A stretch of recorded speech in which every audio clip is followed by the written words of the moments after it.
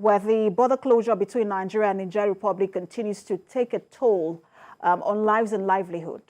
The border communities are the worst hit, with the situation fast deteriorating as the land borders remain closed.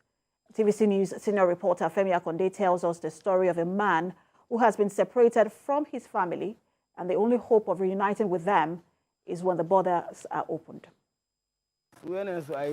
Anxious and worried, Bala Mujitaba is on the phone with his wife. She is a teacher living in Niger Republic. Bala works and lives here in Kongolam, a border town between Nigeria and Niger.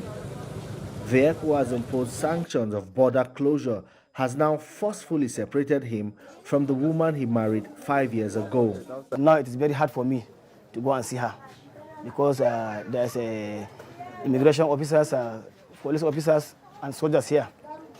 They get directives from the president that the border is closed now, so we cannot cross the border. There are so many ways for us to enter, but now there's no way. When you go to them, they will not allow you to pass. This separation, an already bad situation, has been made even worse with the impact of sanctions on the local economy. His business, which enjoys patronage from the bustling cross-border trade between Nigeria and Niger, no longer enjoys patronage. Before people are coming from Niger and both from Nigeria, because we are doing POS here, so there's no any business which is going on now due to a border closure. Across the border, inside Niger Republic, it does appear the military coup leaders are getting the support of the local population. They are leveraging on the resentment towards the corruption and mismanagement that characterized the deposed democratic administration of Mohamed Bazoum. Civil society groups are now queuing behind a military junta that truncated constitutional order. We call on ECOWAS to show restraint and also be more considerate. The consequence of war will be severe, not only in the population in Niger, but in the entire region. We demand that the country should be allowed to govern itself without interference from outside.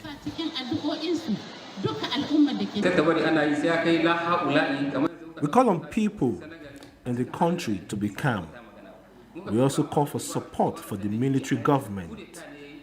We are confident that it will be in the interest of the country. We demand ECOWAS and the international community to allow the military leaders govern in the interest of the citizens. This is a time of rebirth in our country.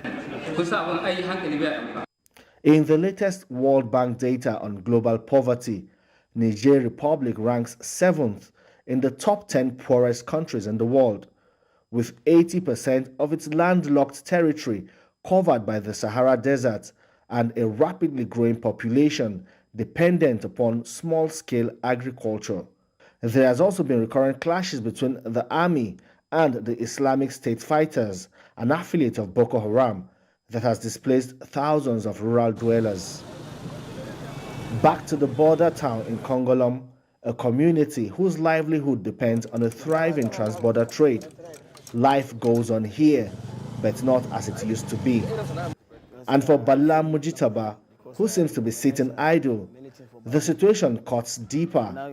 It is a question of how to be reunited with his family and continue with plans to celebrate his son's second birthday. My plan is to go and bring them back to Nigeria.